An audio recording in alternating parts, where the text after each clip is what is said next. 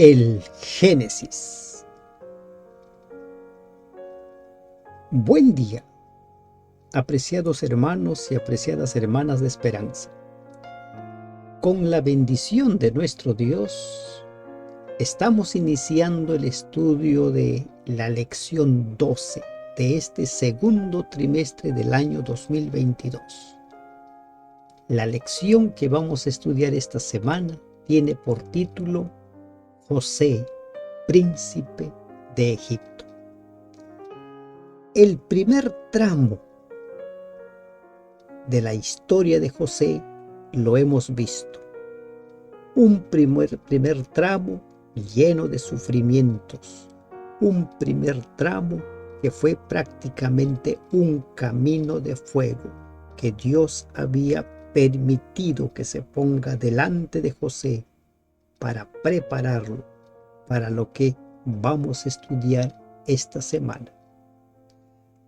Los caminos de fuego que atravesó José lo prepararon para ser el regente, el cogobernador allí en Egipto. Cuando sientas que tu vida está lleno de pruebas, está lleno de caminos de fuego, hay un plan muy grande de Dios para ti. El versículo que vamos a memorizar, Génesis 41:41, dijo además Faraón a José: He aquí yo te he puesto sobre toda la tierra de Egipto. José, el salto que da de la cárcel al palacio del faraón, de la cárcel. Esos son los caminos de Dios. La vida de José parecía que se iba cuesta abajo, de hermano odiado a hermano vendido, hermano esclavo, hermano encarcelado, como que se iba cuesta abajo. Y de pronto, de ahí, de lo más profundo de la cárcel, ahora da un salto al palacio del faraón. Esos son los caminos de Dios. Esos son los caminos que Dios permite que recorramos y muchas veces no lo entendemos.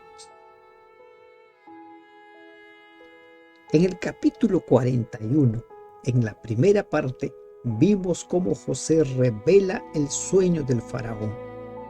Pero José no se queda con revelar el sueño, con explicar que se viene un problema. José también da la solución al problema. Él dice de qué manera se pueden afrontar los 7 años difíciles de crisis, de hambruna que se vendrían. Él como que ya lo hubiera tenido todo planificado, todo preparado, todo bien esquematizado, ¿no? Es como si ya él lo hubiera sabido. Pero esa es la forma como Dios guía a sus hijos. Y posiblemente en tu experiencia personal muchas veces te ha sucedido. Inexplicablemente surgen en tu cabeza ideas, soluciones a problemas. ¿Por qué? Porque es Dios quien va guiando tu camino, como guió el camino de José. Después de revelar el sueño, después de plantear la solución,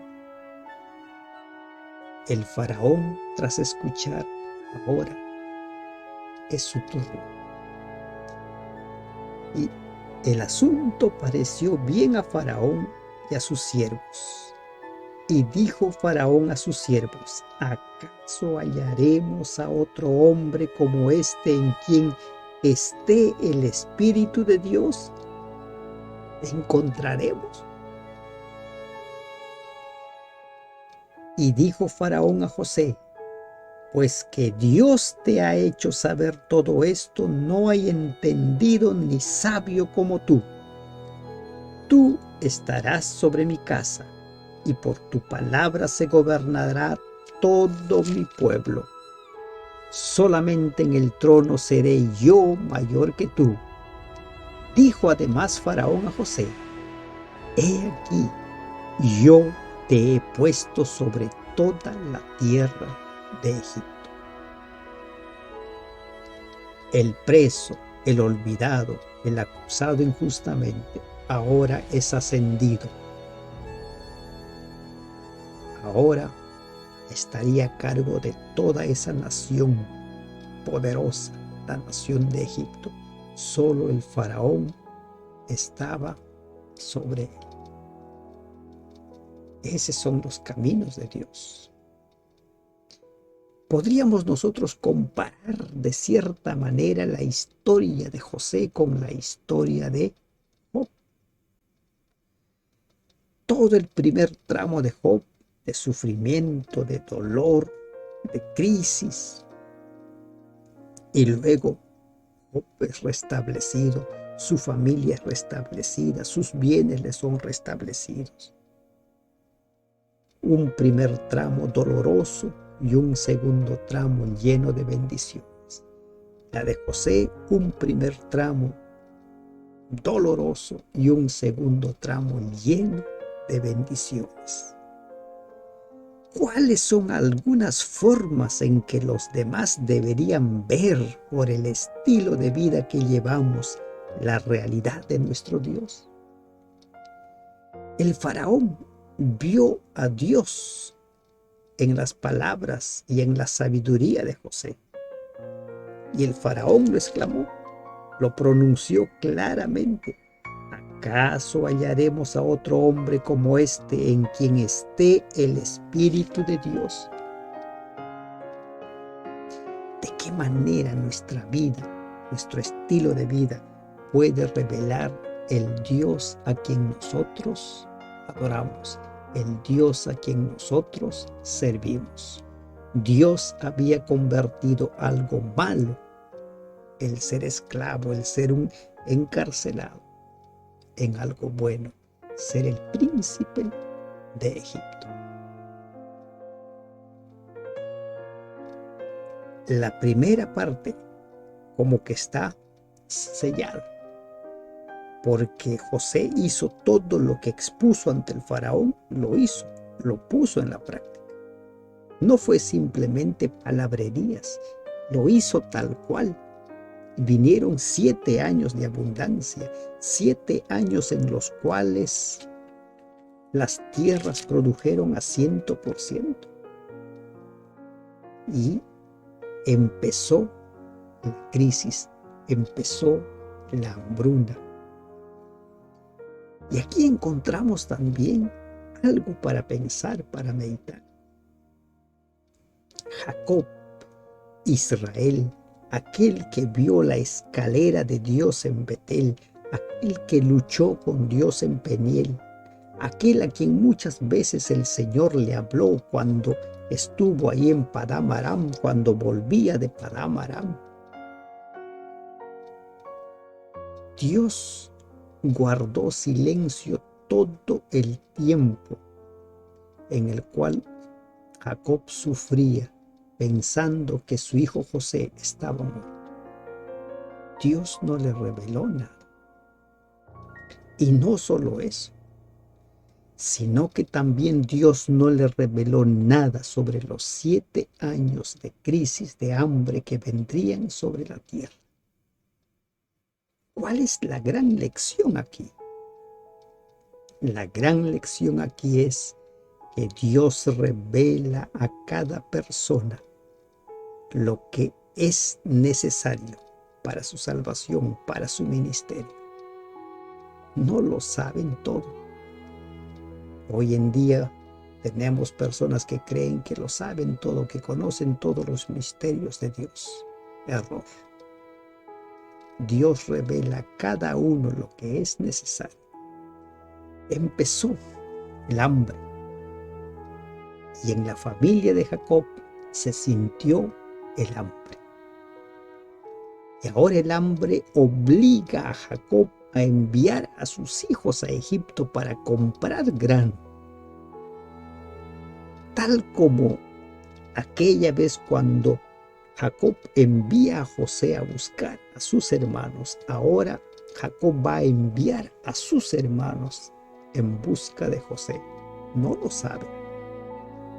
Para Jacob, José está muerto. Pero con esta indicación, con enviarlos a Egipto, ahora Jacob va a desencadenar una serie de acontecimientos que lo llevarán a reencontrarse con ese hijo a quien considera que está muerto. Con ese hijo por quien había llorado por casi 20 años. 20 años. El carácter providencial de este encuentro se evidencia mediante dos símbolos fundamentales. Uno, se ve cómo se van cumpliendo los sueños de José. Sus hermanos van a Egipto y allí se cumplirán los sueños de José. Los hermanos postrados delante de José. Ellos no querían imaginarse estar postrados delante de José. Y lo segundo es que ese encuentro providencial se describe como una respuesta a lo que ellos no querían saber. Viendo Jacob que en Egipto había alimento, dijo a sus hijos: ¿por qué os estáis mirando? Y dijo: he aquí, yo he oído que hay víveres en Egipto.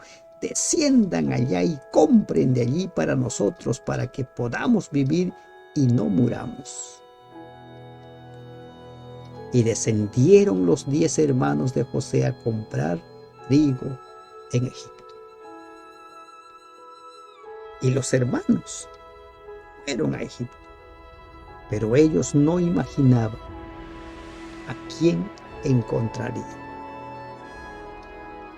¿Con quién se encontrarían? No imaginaban. Y el relato que se da en el capítulo 42 encierra una serie de sucesos. José pone a prueba a sus hermanos. José los acusa de ser espías. Los envía a la cárcel. Y allí en la cárcel ellos empiezan a recordar, ¿no?, el pasado. Empiezan a recordar. Y cómo es que ellos asocian lo que les va sucediendo con lo que hicieron con José. José los reconoció inmediatamente cuando se encuentra con ellos. Dice el versículo 6 o el 7 del capítulo 42: y José, cuando vio a sus hermanos, los conoció, mas hizo como que no los conocía, y les habló ásperamente. ¿De dónde habéis venido? Ellos respondieron: de la tierra de Canaán, para comprar alimentos. José pues conoció a sus hermanos, pero ellos no le conocieron. Ahora José empieza a probar a sus hermanos. Ahora José está decidido a descubrir si esos hermanos habían cambiado o no, porque José ya tiene claro por qué está allí. Para José ya es claro que Dios lo ha llevado a palacio, que Dios lo ha puesto en ese sitial, que Dios lo ha nombrado príncipe de Egipto. Ahora José quiere encontrar, quiere descubrir si sus hermanos cambiaron o siguen igual, con corazones rencorosos, con corazones odiando. ¿Habrán cambiado? ¿Habrán cambiado? Y los manda a la cárcel para que ellos empiecen a sentir en carne propia lo que él también había sentido en la cárcel. José no estuvo días como sus hermanos. Estuvo años. A la mayoría de nosotros, sin duda,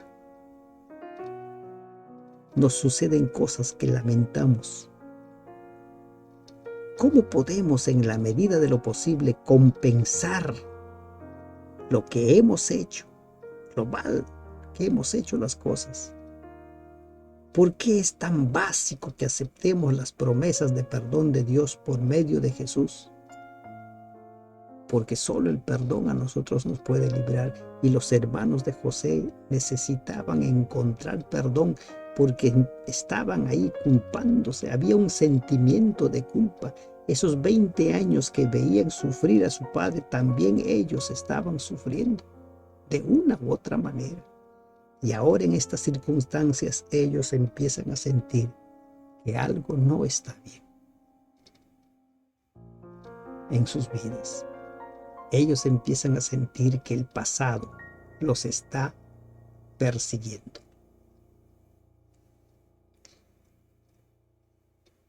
Queda Simeón en la cárcel. Los demás hermanos vuelven donde su padre llevando los granos. Y José les ha dicho que se debe quedar Simeón para probar si ellos son o no son espías. Todos los demás hermanos van donde su padre. Y el padre está preocupado ahora por Simeón. Ya no solo lamenta la pérdida de José, sino también de Simeón. Pero ahora hay una condición para que vuelvan ellos por más grano. Debían traer al hermano menor. Debían traer a Benjamín. Jacob sencillamente no podía permitir la partida de Benjamín. Era su único hijo, de la mujer que tanto había amado. Pero como el hambre empezó a arreciar, a Jacob no le quedó otra que permitir que Benjamín vaya a Egipto. La presencia de Benjamín allá en Egipto domina todos los acontecimientos. Cuando todos los hermanos se presentan ante José, Benjamín es la única persona a quien José ve. Interesante. Benjamín es el único al que llama hermano. Aunque llama a Benjamín por su nombre, no identifica a los demás, simplemente los llama hombres. José llama mi hijo a Benjamín como una expresión tranquilizadora de afecto especial. José devuelve a Benjamín la misericordia que no recibió de sus otros hermanos. Toda esa atención de José por Benjamín tiene un propósito. Tiene un propósito: descubrir si los hermanos empezarían a mostrar celos, como cuando su padre mostraba una preferencia por él, por José, y sus hermanos se llenaron de envidia al punto que decidieron matarlo. Pero esta vez los hermanos no mostraron celos hacia Benjamín, sino que se alegraron con él. Algo había cambiado en ellos. Ya no se preocupaban por los favoritismos. Y aquí encontramos algo. Así como Abraham tuvo su propio encuentro con Dios, Isaac tuvo su propia experiencia con Dios, Jacob tuvo su propia experiencia con Dios. Cada uno de los hijos de Jacob tuvieron su propia experiencia con Dios. Su propia experiencia. Cada uno. Lo mismo sucede con nosotros. Cada uno de nosotros tenemos nuestra propia experiencia con Dios. Esa experiencia no se hereda. Esa experiencia tampoco se enseña, se vive. Se vive. Y es una decisión que nosotros hemos de tomar.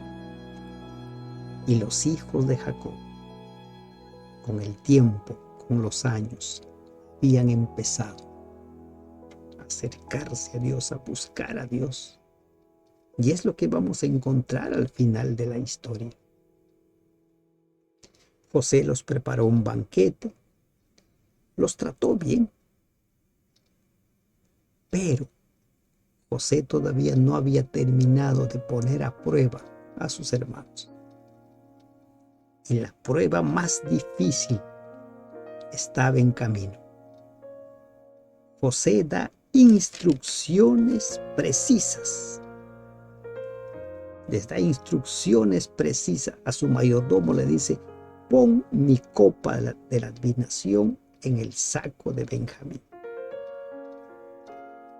¿Cuál sería la reacción de los hermanos al ver que Benjamín es acusado de ladrón y debía ir preso en Egipto y no volver donde su padre Jacob?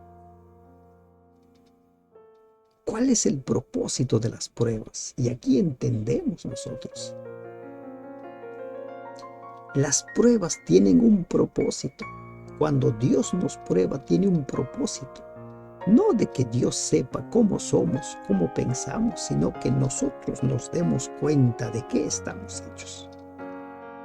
De la misma manera, ahora José les pone pruebas ahí para que los mismos hermanos se den cuenta quién es quién. ¿Quién es quién? Los hermanos son despedidos.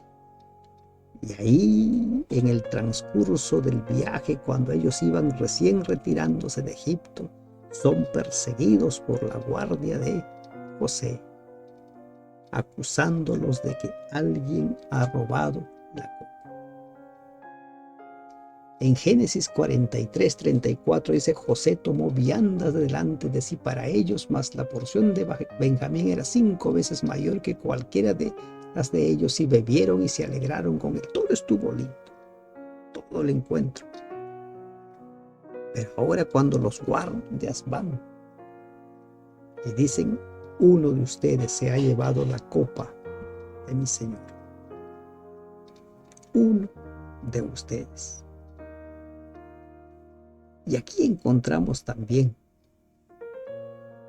algo que no se debe de hacer. Uno de los hermanos, ¿no? Dice: ¿quién es ese que dice? Aquel que tenga la copa, que vaya preso.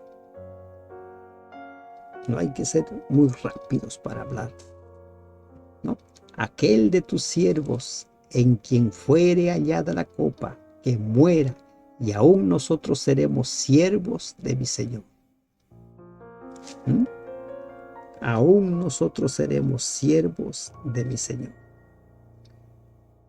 Se apresuró en hablar, se apresuró en decir. Y cuando la copa fue encontrada en el saco de Benjamín, este debe haberse arrepentido de sus palabras, que muera. Así como David ante Natán: el tal debe morir, pero la sentencia estaba para él mismo. La sentencia estaba para él mismo. Entonces viene la prueba definitiva. Todos vuelven. Benjamín es acusado de ladrón. Y entonces entra a tallar Judá. Judá se ofrece ante José y le dice: yo voy a tomar el lugar de mi hermano.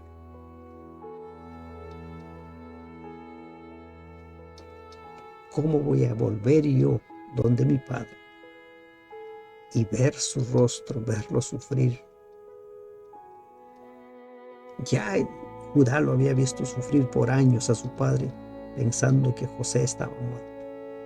Y Judá dice: yo voy a quedarme en su lugar. Permíteme que yo tome su lugar. ¿Qué está haciendo acá Judá?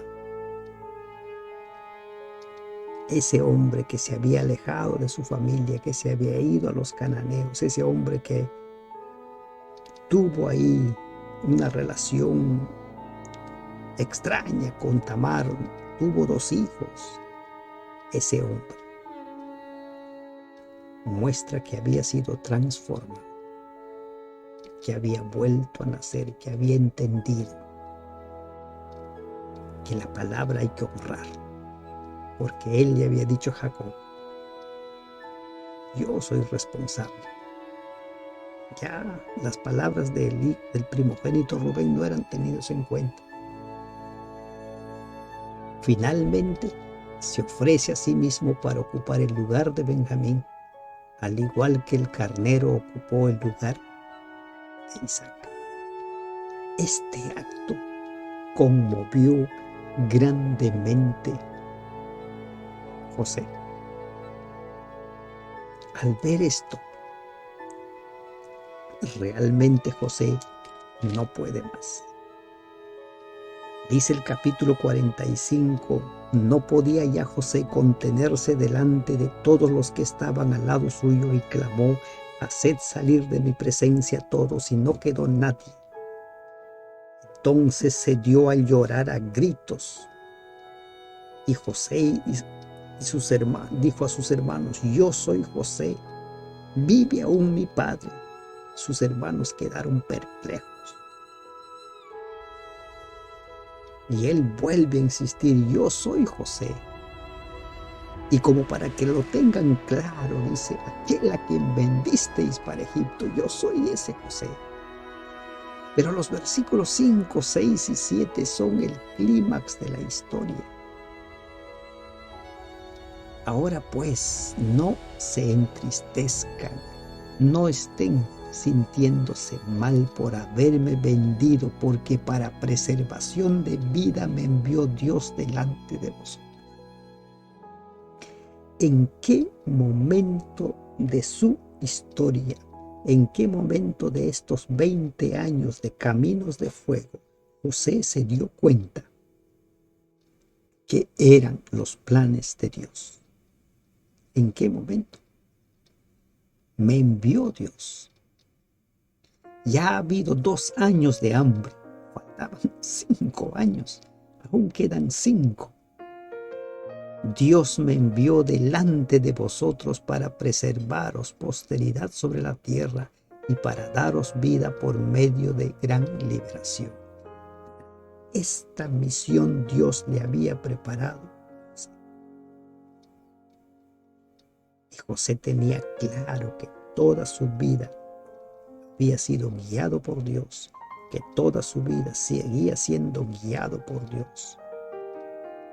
¿Qué les está diciendo? Dios me envió delante de vosotros para preservaros.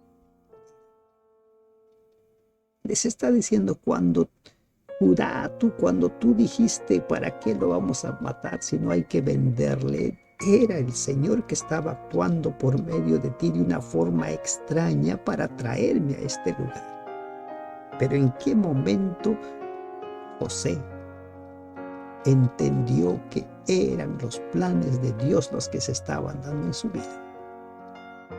Y ese es el desafío que nosotros tenemos. Ese es el desafío que nosotros tenemos en nuestra vida: entender cuáles son los planes de Dios para nuestra vida. Dios provee lo necesario para que nosotros podamos mantenernos firmes aún en los momentos más difíciles. Entonces, José provee lo necesario para toda su familia y les dice: vayan por mi padre y vengan a Egipto. Aquí van a vivir. Para esto Dios me ha preservado. Para esto Dios me ha enviado. Dios dirigió los acontecimientos para que su luz fuera comunicada al pueblo egipcio. Tanto en la casa de Potifar como en la cárcel, José recibió una educación y un adiestramiento que con el temor de Dios lo prepararon para su alta posición como primer ministro de la nación desde el palacio del faraón. Se sintió su influencia por todo el país y por todas partes se divulgó el conocimiento de Dios. José, príncipe de Egipto. Los caminos de fuego que Dios preparó para José, lo prepararon para ser el príncipe de Egipto. Los caminos de fuego que Dios ha preparado para cada uno de nosotros nos prepararán para ser ciudadanos del reino de los cielos. Que Dios te bendiga. Amén.